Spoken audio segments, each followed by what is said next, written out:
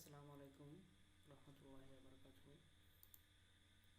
সবাইকে স্বাগতম আবারও একটা নতুন ভিডিওতে। যারা আমার চ্যানেলে নতুন তারা অবশ্যই একটা সাবস্ক্রাইব করে দেবেন। আজকে আসছি একটা ছোট্ট সমস্যা নিয়ে, ছোট্ট সমস্যার সমাধান নিয়ে আলোচনা করব। তো সমস্যাটা ছোট্ট হলেও কার্যকর্তা অনেক। আমরা যারা কোম্পানি বা অফিসে চাকরি করি বা সব এক্সেল নিয়ে কাজ করি, আমরা প্রায় অনেক ধরনের সমস্যার সম্মুখীন হই কাজ করতে গেলে। তেমনি একটা সমস্যা নিয়ে আলোচনা করব যার কার্যকারিতা অনেক বেশি, আর এই কাজটা জানা না থাকার কারণে আমরা অনেক সময় অনেক বড় ধরনের কাজ আটকে থাকে। তো চলুন কথা না বাড়িয়ে আমি শুরু করি যে কাজটি করব।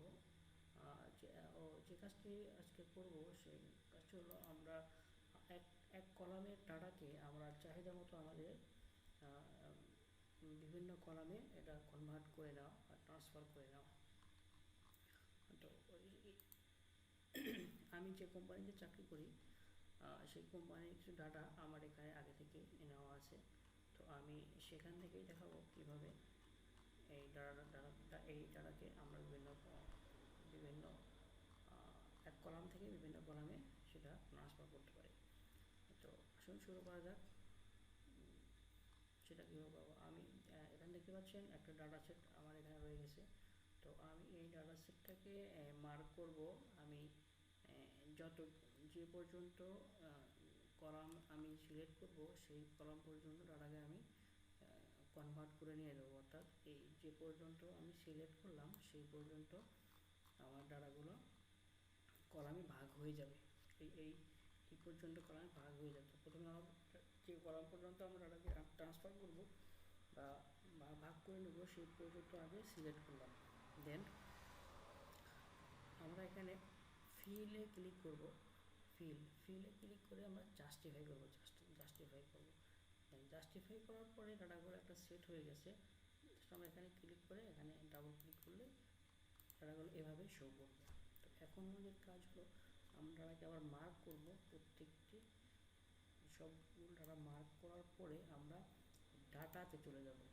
ডাটাতে চলে গিয়ে আমরা এখানে দেখা যাচ্ছে যে এই অপশনটা টেক্সট টু কলাম, আমরা এর একটা এখন টেক্সট আকারে আসে। এই টেক্সটটাকে আমরা একটা কলামে কনভার্ট করে নেব। তো কলামে ক্লিক করবো। এখানে ক্লিক করার পরে এখানে যেরকম আছে সেরকমই থাকবে। জাস্ট এখানে নেক্সট বাটনে ক্লিক করব। দেন নেক্সট বাটনে ক্লিক করার পরে আমরা আবার নেক্সট বাটনে ক্লিক করব। অ্যান্ড দেন আমরা এখানে টেক্সট করতে পারি অ্যান্ড জেনারেট রাখতে পারি। আমরা যে কোনো একটাতে রেখে আমরা ফিনিশ করি, আমাদের কাজ হয়ে যাবে। কিন্তু আমি জেনারেট রাখলাম। জেনারেট লিখে আমি এখানে জাস্ট ফিনিশ করে দিলাম।